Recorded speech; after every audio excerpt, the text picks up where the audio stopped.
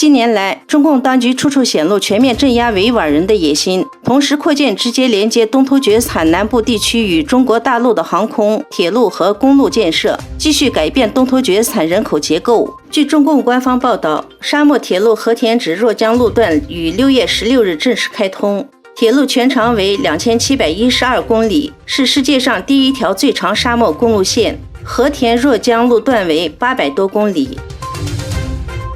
根据泄露的中共入侵台湾计划会议录音显示，中共官员发誓发动战争并粉碎台湾。该录音是中共官员及14万名士兵入侵台湾的战略讨论。录音和一张秘密拍摄的照片是由一名在美国的中国流亡者发布，并称该录音是被中国军方高级成员泄露的。当地时间19日，伊朗总统在德黑兰会见了到访的哈萨克斯坦总统，随后双方签署了工业、农业、文化等涉及多个领域的9项原谅备忘录。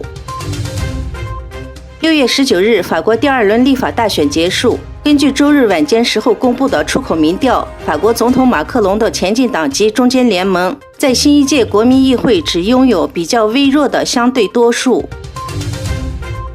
芬兰总统办公室的一份声明称，芬兰、瑞典和土耳其之间的正式会谈将在布鲁塞尔北约秘书处继续进行。